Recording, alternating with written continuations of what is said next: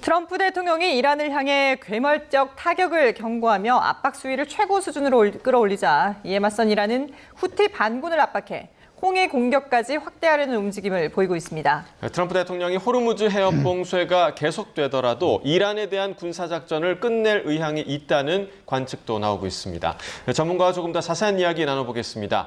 마영삼 전 주이스라엘 대사, 백승훈 한국외대 중동연구소 전임연구원과 함께하겠습니다. 어서 오십시오. 안녕하십니까? 안녕하십니까? 예. 자, 트럼프 대통령이 이란과 협상을 하고 있다라고 하면서도 이란이 호르무즈 해협을 즉각 개방하지 않으면은 초토화시킬 것이다. 뭐 유전, 담수 모든 걸 초토화시킬 것이다라고 얘기를 했는데 글쎄요. 그 대화가 잘 되고 있다라고 하면서 이렇게까지 초강력의 대응을 하는 이유가 뭘까요? 네, 제가 보기에는 대화가 잘 되고 있지 않는 것 같습니다. 네. 미국 측에서는 대화가 잘 되고 있다 이렇게 하지만은 이란 측에서는 대화를 하고 있지 않고 우리는 감정적으로 메시지 받은 것이고 우리 입장을 전달했을 뿐이다 이렇게 해서 일단 간격을 이렇게 유지를 하고 있습니다. 예.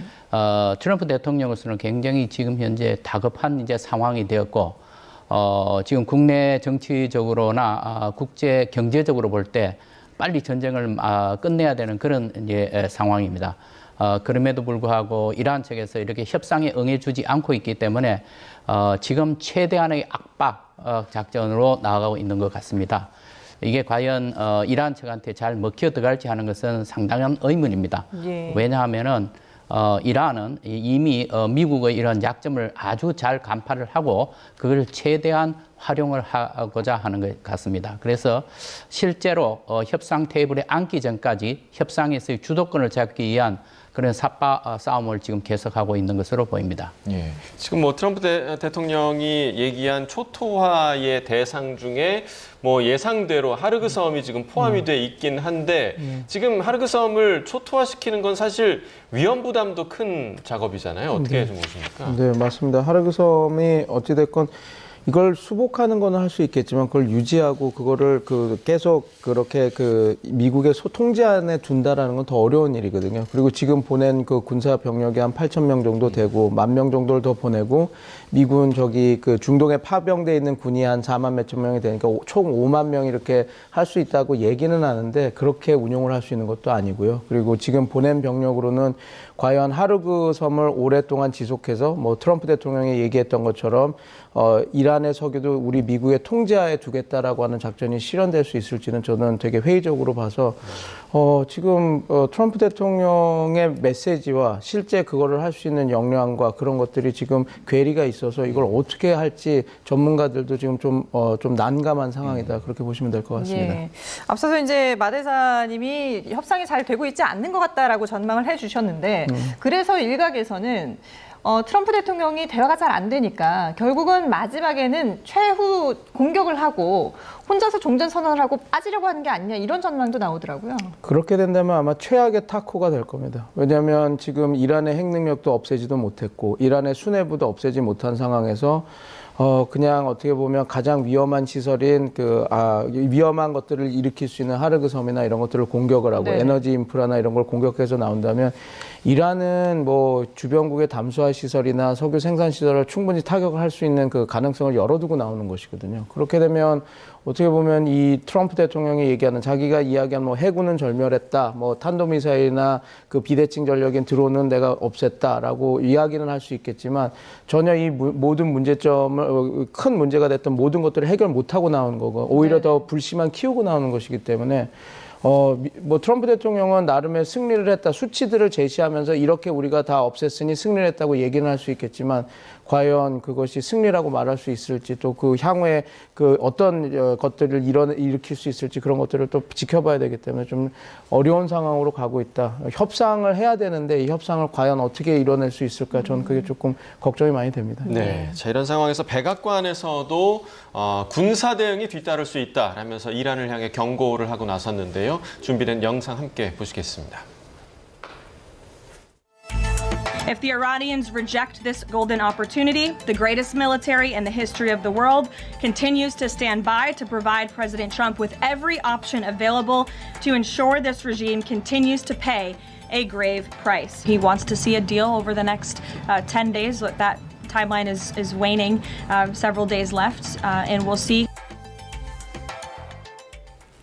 자, 지금 백악관 대변인이 한 얘기 가운데서 황금 같은 기회라고 얘기를 했는데 황금 같은 기회라고 하면 이란에도 뭔가 득이 되는 얘기가 있어야 될 거 아니겠습니까? 이 황금 같은 기회가 말하는 게 뭘 말하는 거라고 좀 생각하세요? 지금 트럼프 대통령이 여러 차례에 걸쳐서 앞으로 우리가 어떻게 하겠다라는 얘기를 했습니다. 예를 들면은 발전소 시설에 대해서 우리가 공격을 유예를 한다 해서 지금 4월 6일까지 미뤄놓은 것입니다. 그리고 지금 호르무즈 해협 쪽 그리고 하르그 섬 뿐만 아니라 호르무즈 해협 안에 있는 7개 작은 섬들도 지금 다 공격 대상이라고 그렇게 생각을 하고 있습니다. 네. 만약의 경우 발전소를 비롯해서 기관 시설을 미국이 본격적으로 파괴를 한다고 하면은 아마 이란은 국가 전체가 완전 마비 상태로 들어갈 겁니다. 그렇다면 이게 과연 복구하는데 어느 정도 시간이 걸릴 것이냐? 아마 수십 년이 걸릴 가능성도 있습니다. 예. 자, 이런 것을 볼 때 지금 현재 협상으로 나오는 것이 황금 기회다 이렇게 이제 말을 하고 있는 것 같습니다. 그렇지만은 과연 이란이 여기에 응할 것이냐 하는 문제에 대해서는 우리가 조금 더 조심스럽게 바라봐야 될 것 같습니다. 왜냐하면은 이란은 역사적으로 볼 때 오랜 역사 속에서 이러한 위기의 순간을 많이 만났습니다. 네. 그리고 그때마다 잘 헤쳐나왔습니다. 그게 상당한 시간이 걸림에도 불구하고 거기에서 벌써 국민들이 내성이 갖추어져 있습니다.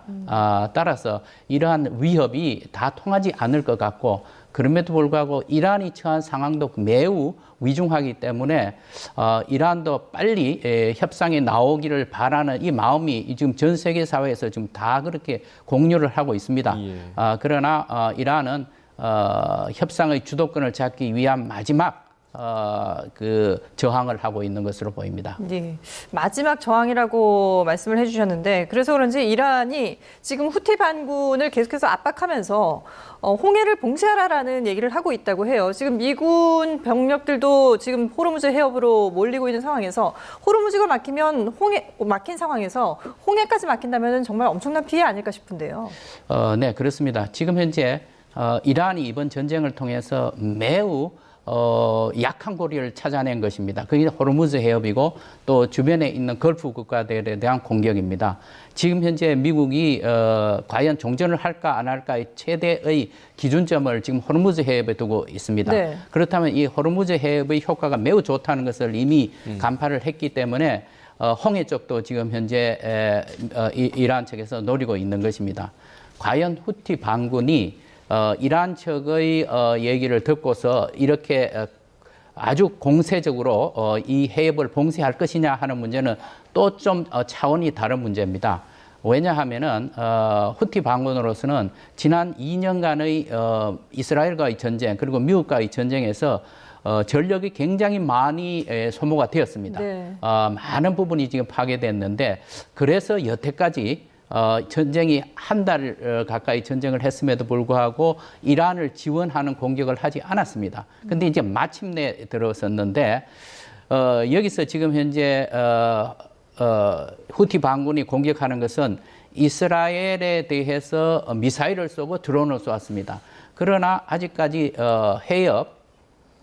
해협에 대한 공격은 아직 하지 않고 있습니다. 그렇죠. 이 해협은 매우 좁습니다. 오히려 호르무즈 해협보다도 더 좁습니다. 예. 어느 정도냐 하면은 29km밖에 되지 않습니다. 그래서 자기들이 마음만 먹으면 충분히 할 수가 있습니다. 그러나 지금 이제 상황이 여의치 않는 것이 이미 이쪽에는 과거에서부터 22개국 연합 함대가 안전 호송장 그 작전을 수행을 하고 있습니다. 네. 우리 선박도 우리 군함도 이제 거기 들어가 있다고 하는데 그 연합 함대에 들어가 있는 거라 우리는 별도로 우리가 활동을 하고 있습니다. 이처럼 연합군 함대들이 들어가 있기 때문에 여기에 이 해협을 막는 봉쇄한다고 하는 것은 무력 충돌의 가능성도 있습니다. 그렇게 되면은 후티 반군으로서도 매우 큰 손실을 입게 될 가능성이 높습니다. 그래서 이란이 지금 계속해서 참전을 하라고 그리고 해협을 막으라고 하는데 과연 그렇게 할지 하는 것은 후티 반군이 조금 더 우리가 지켜봐야 될 것 같습니다. 네, 후티 반군도 부담을 가질 수밖에 없는 조치다라고 분석을 해주셨고요. 지금 뭐 이란에서 나오는 얘기가 100만 명의 전투원을 지금 조직해서 대비 태세를 갖추고 있다. 그런데 좀 의아한 부분이 지금 이 자원 인력의 연령 기준을요 12살로 낮췄다고 하더라고요. 이러면 우리로 치면 지금 뭐 중학생, 고등학생까지 전장에 나올 수 있다는 건데 이건 또 인권 문제가 발생할 수도 있잖아요. 그러니까 이게 뭐 병력 부족 때문에 하는 것은 아니고요. 이게 지금 이란도 어떻게 보면 총력전을 지금 대비하고 있는 것이죠. 이제 어찌됐건 전쟁이 이제 강대강으로 하고 지상군도 파견이 되면 이게 이럴 것 같습니다. 그러니까 반체제 불만도 관리를 하고, 그러니까 내부 통제를 위해서 이렇게 소년병사들까지 모여서 이제 끌어들이는 그런 모습을 보여준다. 뭐 2차 세계대전 말미에도 뭐 유겐트나 그런 것들을 다 해서 이거 전쟁 그보다 다 나이 어린 그 학생들도 다 이렇게 끄집어냈던 것이 이제 반체제나 이런 움직임이 통제를 하려고 그런 것들도 있거든요. 그래서 아마 지금 이게 실제 12살의 뭐라 그럴까요? 소년병들이 전투에 참여할 것 같은 그 가능성은 낮고 지금도 그냥 정보, 그다음에 뭐라 그럴까요? 돌아다니면서 이렇게 정보 방첩 이런 것들을 한다고 하니 전쟁에 참여한다라는 것보다는 내부 결집 그리고 외부적으로도 우리가 그 이란이 단결해서 남녀노소 다 가리지 않고 싸울 준비가 됐다. 그런 선전, 뭐 그걸 위해서 하고 있다라고 보시면 될 것 같습니다. 예. 자, 이렇게 이제 이란도 총력전을 펼치고 있는데 앞으로 일주일 남은 협상 기한 동안에 이란이 어떤 대응을 할지 관건입니다. 이란은 그런데 여전히 협상 자체를 부인하고 있습니다. 준비한 영상 보고 오겠습니다. The things that they should have given us a long time ago. We'll see how it works out, but they're very good. Moving along very nicely. نشست‌هایی که پاکستان با کشورهای همسایه داره خب چارچوبی است که خودشون تأسیس کردن ما در این چارچوب مشارکتی نداشتیم. 네, 트럼프 대통령은 순조롭게 진행이 되고 있다라고 했지만 이란 쪽에서는 미국이 스스로 설정한 틀일 뿐이다라고 전면 부인하고 있는 상황이거든요. 어느 쪽 말이 맞는 걸까요? 지금 미국 대통령 그리고 미국 정부에서 하는 얘기가 상당히 잘 되고 있는데 그런데 미국 쪽도 좀 의아하게 생각을 하고 있다. 우리가 접촉하는 선에서는 상당히 지금 협상을 할 의지가 많은데 실제로 바깥으로 공개적으로 입장 표명을 하는 걸 보면 반대다. 네. 미국 쪽에서도 상당히 당황하는 지금 현재 모습이 보이고 있습니다. 그러는 사이에 지금 미국 이제 언론에서 그렇게 보도를 했습니다. 네. 이란 내부에서 지금 상당한 혼란이 있을 가능성이 많다. 왜냐하면은 지금 현재 많은 사람들이 이미 표적 살해를 당했습니다. 그래서 그것을 피하기 위해서 각자가 지금 현재 언닉한 상태에서 서로 이 소통을 해야 되는데 소통 수단마저도 매우 제한되어 있다. 왜냐하면 이게 도청, 감청의 위험이 있기 때문이다. 그래서 내부적으로 지금 소통이 안 되기 때문에 빠른 결정을 못 내리는 게 아니냐. 그래서 미국 측한테 돌아오는 회신도 매우 늦을 뿐만 아니라 미국이 기대하고 있는 거와는 상대로 반대의 메시지가 들어오고 있다. 이런 얘기를 하고 있습니다. 그럴 가능성도 있습니다. 네네. 그런데 또 한편으로 보면은 지금 현재 누가 이란 내부에서 그야말로 권력을 잡고 전체 정세를 끌고 나가느냐 하는 문제인데 현재 공개적으로 발표가 되는 것을 보면은 굉장히 부정적입니다. 아직까지는 부정적입니다. 그런 거로 봐서 제가 보기에는 상당히 강경파가 지금 현재 정세를 주도해 나가고 있지 않느냐. 그렇다면 미국 측에서 여태까지 얘기했던 그 갈리바프 국회의장이라는 아락 외무장관 이 라인이 맞느냐 또 맞는다 하더라도 과연 그 이슬람 혁명 수비대 강경파들이 밀고 있는 세력이냐 하는 것도 의문입니다. 네. 그래서 미국 쪽으로서도 현재 접촉하고 있는 접촉 라인하고 이 라인이 전체 그 정세를 어느 정도 파악을 하고 끌고 가고 있는지 하는 데에 대해서 상당한 의문을 갖고 있는 것입니다. 네, 사실 뭐 이게 미국 측에서 처음에 흘러나왔던 내용이 갈리바프 의장이 협상 대상이다라는 내용이 처음 나왔었고, 그런데 갈리바프 의장은 정작 강경한 발언을 쏟아냈고요. 그래서 그 이후에 그러면 협상 대상이 누구냐라는 질문에는 또 미국 행정부에서 제대로 좀 대답을 하지 않는 그런 상황이란 말이죠. 그래서 정말 이란 내부에 혼란이 있는 건지, 아니면 미국이 혼란 작전을 지금 펴고 있는 건지, 어느 쪽이 더 무게감을 두십니까? 저는 그 혼란 작전이라기보다 이 정도쯤 되면은 확실한 협상 파트너가 누군지가 이제 언질이 돼야 되는데 전혀 그게 되고 있지 않습니다. 예. 네. 그래서 저도 지금 그 마영선 대사님이 말씀해 주신 대로 이게 지금 과연 이게 미국 측이 원하는 대로 협상을 잘 진행하고 있는 것인가에 대한 의문이 점점점 생기게 되겠습니다. 근데 물론 거기 지금 이야기한 대로 아락치 그 외무부상 그리고 갈리바프가 그 협상 파트너가 돼야지 가장 그림이 잘 나오는 것은 사실입니다. 왜냐하면 지금 말한 대로 내부 통제를 가장 잘할 수 있는 인물이 갈리바프고 그 혁명수비대와 그 고위관리, 그다음에 지금 협상에서 가장 큰 문제가 될 것이 이제 이란 핵 문제인데, 이 핵 문제에 대해서 하나의 협상가로서 2015년 협상가로 참여해서 그 주체가 됐던 사람이 아락치 지금 외무상이거든요. 그럼 어떻게 보면 지금 가장 그 두 사람이 이 협상을 이끌어갈 수 있고 그 내용도 첨예하게 대립한 부분을 제일 많이 알고 있는 사람도, 그래서 당연히 협상 파트너가 그렇게 돼야 되는데, 지금 트럼프 대통령 입장에서는 자꾸 그럼 솔직하게 이야기를 해줘서 이 두 사람이다라고 짚고 가면 되는데, 네. 말씀하신 대로 처음에는 그렇게 나오다가 갑자기 지금은 그 얘기를 안 하고 있고 자꾸 다른 리더십이 있다 이렇게 얘기를 합리적인 하는데, 사람들과 대화하고 있다. 뭐. 근데 저는 좀 궁금한 점이 여기서 있는 겁니다. 이게 협상이 진행될 때 이렇게 협상의 주체가 바뀌고 이러면 협상 자체가 되게 어려운 상황이거든요. 그래서 지금 죄송합니다. 저 협상이 진행을 하다가 잘 안 되니까 저는 노선을 그냥 아까 말한 그냥 우리의 때릴 곳을 공격하고 적당히 승리를 얘기하고 나오려고 하는 작전으로 지금 선회하고 있는 거 아닌가, 그런 분석도 이제 나올 수 있다고 저는 지금 보고 있습니다. 예. 그러니까 지금 뭔가 협상이 제대로 잘 진행이 되지 않고 뭔가가 좀 걸림돌이 있는 그런 상황인 건데요.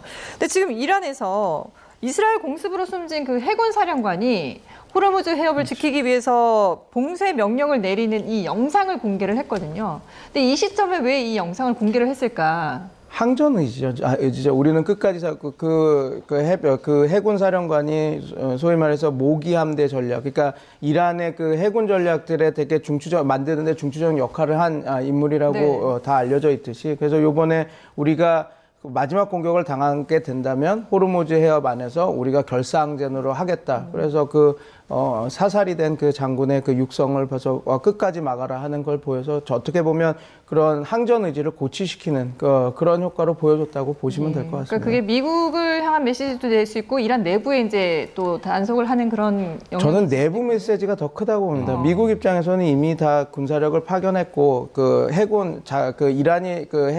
이란 해군을 거의 70척 이상 다 형해화 시켰기 때문에 그들의 전력이 어떤지를 다 아는 상황에서 죽은 사령관의 그 메시지가 미국 쪽에서 그게 크게 영향을 받을 변수는 아니라서 오히려 내부 결속, 항전 의지를 다지는 그런 메시징이라고 보시면 될 것 같습니다. 네. 자, 이제 호르무즈 해협 관련된 이야기를 좀 해보자면, 지금 이 통행료 관련 문제가 계속해서 논란이 되고 있습니다. 그런데 이란 의회에서는 이 계획안을 또 승인을 했더라고요. 이게 국제법상으로 좀 문제가 없는 겁니까? 국제법상으로 굉장히 문제가 많습니다. 예. 정면으로 배치되는 부분입니다. 왜냐하면은 유엔 해양법 협약에 아주 명시적으로 나와 있습니다. 지금 현재 이 해협은 국제 해협입니다. 즉 자연적으로 생긴 해협입니다. 거기에 대해서는 무해 통항권 그리고 통과 통항권이 모든 나라에 다 있습니다. 모든 선박에 다 있습니다. 심지어는 군함에까지도 있습니다. 예. 군함의 경우에 사전 통보하면은 자유롭게 통과할 수 있게 되어 있습니다. 잠수함도 가능합니다. 잠수함도 사전 통보를 하면 수면 밑으로 갈 수가 있습니다. 이 정도로 자유통항권이 확보가 되어 있는 것이기 때문에 이거에 대해서 앞으로 만약에 지금 현재 이란 측에서 국내법으로 한 것을 이것을 시행을 하려고 한다면은 아마 국제적으로 매우 많은 비난을 받을 것입니다. 뿐만 아니라 사실상 지금 이란 측에서 생각하고 있는 액수도 문제입니다. 지금 200만 불 정도를 지금 요구를 한다고 하는데 수에즈 운하 같은 경우에는 실제로 그 인공으로 팠습니다. 그렇기 때문에 거기는 비용이 들어가고 또 관리하는 비용이 듭니다. 그래서 이거는 사용자 부담 원칙에 따라서 이 통과료를 부과를 합니다. 근데 그게 어느 정도냐 하면은 보통 유조선인 경우에 중간 사이즈 유조선인 경우에 보통 한 30만 불 내지 40만 불 정도로 보고 초대형인 경우에 100만 불입니다. 네. 근데 지금 현재 이란 측에서는 사이즈에 상관없이 지금 현재 나오는 얘기가 200만 불이라고 하는 겁니다. 이것 너무 이제 큰 액수가 되겠죠. 또 한 가지는 자, 그럼에도 불구하고 이란이 이걸 국내법을 그대로 시행을 하겠다고 했을 때는 이제 국제사회에서 어떻게 할 수 있느냐? 이거는 제가 생각하기에 결국은 전쟁이 끝나고 나서 이런 정책이 시행이 된다고 하면은 유엔 안보리로 갈 가능성이 매우 높습니다. 예. 왜냐하면은 이거는 국제 안전 통항에 전면적으로 배치되는 부분이기 때문입니다. 자, 그렇게 되는 경우에 안전보장 이사회는 어떤 결정을 내릴 것이냐 하는 것인데 결국은 우리가 생각을 해보면은 거부권을 가지고 있는 상임이사국 5개국 중에서 과연 러시아와 중국이 어떤 표결을 할까 하는 것인데 제가 생각하기에는 두 나라가 매우 큰 부담을 안게 될 것입니다. 왜? 국제사회에서 이거는 국제사회 원칙에 반하는 것이다라는 걸 모두가 알고 있기 때문에 그렇다면은 제가 보기에는 그 안에 대해서 반대하지 못할 겁니다. 그래서 저는 생각하기에 기권적으로 갈 가능성이 높습니다. 그러면은 결국은 이 안은 폐기가 될 가능성이 높습니다. 네. 그런 상황까지 내버려 두지 않을 겁니다. 그렇다면 결국은 중재국이 있거나 아니면 중국이나 러시아가 나서서 이것을 만류할 가능성이 저는 높다고 봅니다. 예. 이렇게 이제 호르무즈 해협의 여러 가지 어려움이 따르면서 이 국제 유가도 계속해서 오르고 있는 그런 상황인데 이런 가운데 지금 여전히 모습을 드러내지 않고 있는 모즈타바가 세 번째 메시지를 내놨거든요. 근데 이 메시지도 역시나 얼굴은 나오지 않고 메시지만 전달을 했는데 이번엔 좀 눈길을 끄는 것이 이라크 내 시아파 최고 지도자인 알리 알시스타니를 언급했습니다. 이건 어떤 의미로 봐야 되는 겁니까? 이번 전쟁에 있어서 이란이 매우 고립되어 있습니다. 왜냐하면 과거의 전쟁, 그러니까 과거에 이스라엘하고 하는 전쟁이나 미국하고 대적하는 이런 전쟁에서 이슬람 국가들의 단결을 그리고 지원을 굉장히 많이 요청을 했고 아랍 연맹이라든가 이런 데서도 또 이슬람 국가 협력체가 있습니다. 이런 데서 구체적인 협력은 하지 않더라도 선언적인 이런 성명 같은 건 계속 발표를 해 주었습니다. 그런데 지금 현재의 전쟁은 어떻게 되었냐 하면은 이란과 대리 세력밖에 없습니다. 걸프에 있는 이 걸프 국가들은 모두 순입합니다. 그리고 이번에 공격을 당했습니다. 그러니까 지금 현재 순위 세력으로부터 지원을 받을 수 있는 여력이 전혀 없어졌습니다. 그러니까 그렇다면은 시아파의 국가의 지원이라도 받아내야 되겠다라고 생각을 했고 지금 이란 주변에 있는 시아파로서는 이라크가 가장 인구가 많습니다. 그래서 지금 이라크 시아파에 공을 들이고 있는 것으로 보입니다. 네, 자, 트럼프 대통령이 이란에서 또 450kg의 우라늄을 반출하기 위한 군사 작전을 검토 중이다. 이런 보도도 나왔는데요. 만약에 이 작전이 실행이 된다면 어떤 과정을 거치게 될지 예상 모습을 한번 그려봤습니다. 화면 함께 보시겠습니다.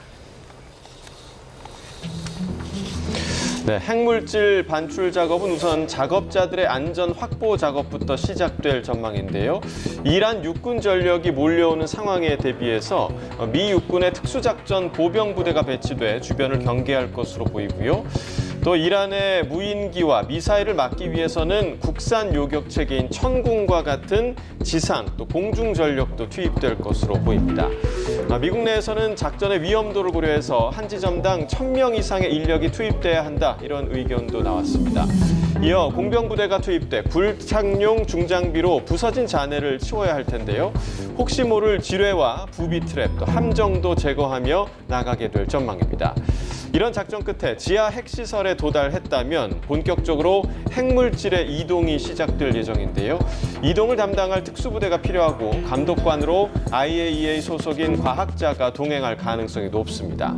만약 고농축 우라늄을 그대로 들고 나오면 스쿠버 다이빙용 산소통처럼 생긴 실린더에 나눠서 담을 수 있는데요. 실린더 한 개는 길이 90cm, 무게 25kg 정도로 성인 남성 혼자 들 수 있는 무게로 알려졌습니다. 자, 지금 저희가 지금 AI로 만든 영상을 좀 함께 보고 왔는데 지금 이 우라늄 반출 작전이 상당히 복잡하고 또 위험도도 상당히 좀 높아 보이거든요. 아마 시청자 여러분도 저걸 다 봤으면 저거 성공 못하겠다 이게 다 느끼셨을 겁니다. 예. 그러니까 아까 보셨지만 되게 작은 양입니다. 450kg이 엄청 크지 않거든요. 네. 근데 저게 한 곳에 모여 있을지도 모르고 저게 예를 들어서 50kg씩 9개 이제 이렇게 벌쳐 있다고 생각하시면 그걸 어떻게 보면 그 큰 이란 땅에서 모래밭에서 바늘 찾는 것이거든요. 네. 그리고 그 보호하는 그 지역에는 이 아마 여러 가지 지뢰나 여러 가지 시설들이 다 있어서 방어가 다 돼 있을 겁니다. 그래서 지금 아까도 얘기했지만 한 지전당 1000명의 특수부대가 들어가야 된다고 하는데 지금 특수부대 1000명이 가 있지가 않습니다. 그러니까 그걸 예를 들어서 450kg을 다 한 곳에 모아두고 그래서 거기를 잘 들어가서 저렇게 빼내야 되는데 그래서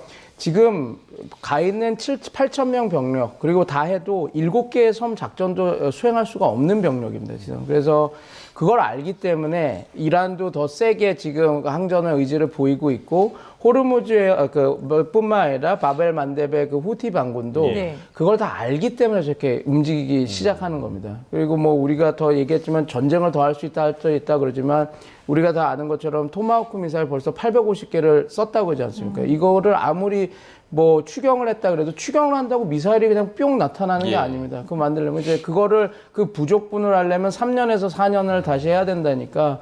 그러면 지금 트럼프 대통령이 얘기하는 지금 군사작전과 실제 그게 성공할 수 있느냐 그리고 그걸 실제 입안할 수 있느냐는 괴리가 지금 상당하기 때문에 우리가 좀 지켜봐야 되고 지금 그 하르그 섬도 되게 쉽지 않은데 지금 저 그 450kg 60% 농축된 우라늄을 탈취하는 작전은 거의 불가능하기 때문에 트럼프 대통령이 쉽게 쓰지 못하는 카드다 그렇게 보시면 될 것 같습니다. 예.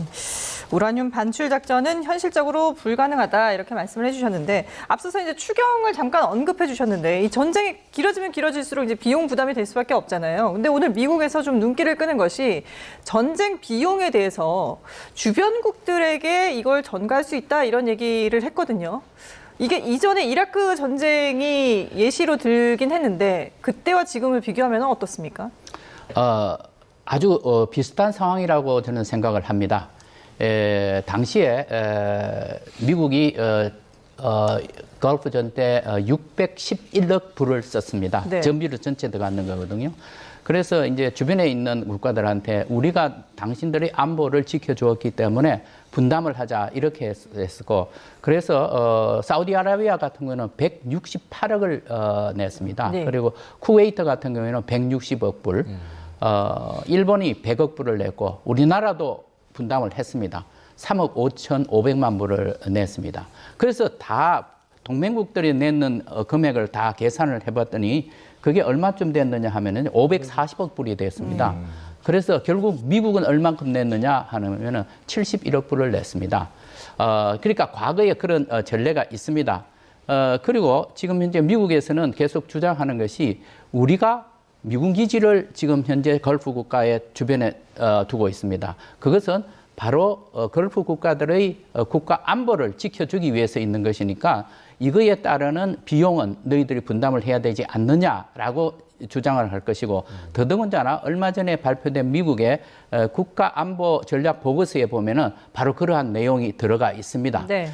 따라서 미국은 이렇게 아주 자연스럽게 저는 요구할 것으로 보고 또 주변에 있는 걸프 국가들도 제 생각은 그렇게 참여를 할 것으로 예상을 합니다.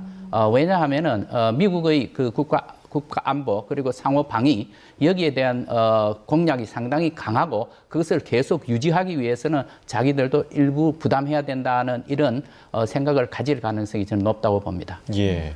자, 이런 가운데 지금 그 헤그세스 국방부 장관의 이 기독교 관련 소식들이 계속해서 좀 들어오고 있는데 이란과의 전쟁에서 종교적 발언을 계속해서 쏟아내고 있는 상황입니다. 그 발언 함께 좀 듣고 오겠습니다.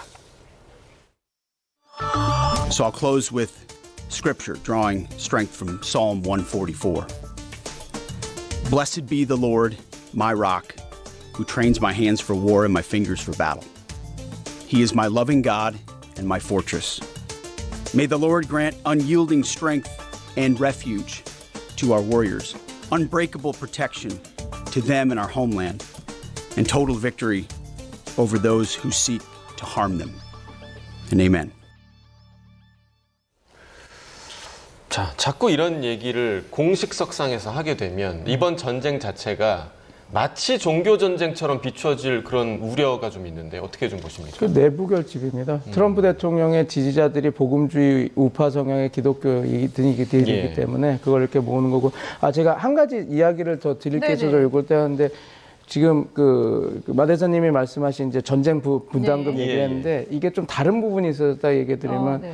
걸프전은 유엔에서 다목 조건이 참전을 한 작전이었기 때문에 분담금이 될 수 있지만 이 전쟁은 지금 유엔에서 같이 들어간 전쟁이 아닙니다. 우리가 복귀해 보면 이스라엘과 미국이 본인들이 핵무기 때문에 들어갔다는데 그 명분도 우리가 잘 모르는 상황이죠. 그리고 네. 그건 쿠웨이트나 걸프 국가들도 다 같이 참전을 하는 참전국으로서 그 전쟁에 참여했으니까 분담금을 낼 수 있지만 요번에 이 분담금에 요청을 하는 것은 어떤 그런 틀에서부터 다 어긋나기 때문에 네. 만약에 과연 이 걸프 국가와 그 다른 국들이 돈을 낼 것인가 아닌가는 조금 더 지켜봐야 될 부분도 분명히 있다. 왜냐하면 이 전쟁은 유엔 안보리에서 이건 전쟁을 해서 다 참여한다.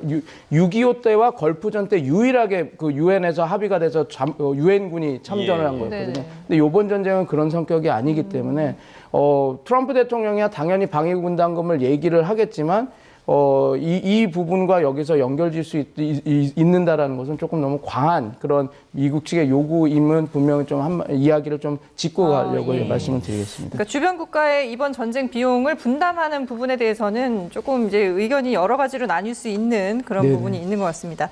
그래서 이런 상황에서 지금 트럼프 대통령이 이번 전쟁에 대해서 민심을 그렇게 얻지 못하고 있다라는 반증이 또 나왔는데 실제 여론조사에서 지금 최저치로 떨어졌습니다. 33%로 나타났는데요. 지난해 4월에 44%, 지난해 7월에 38%였는데 이보다도 더 떨어졌거든요.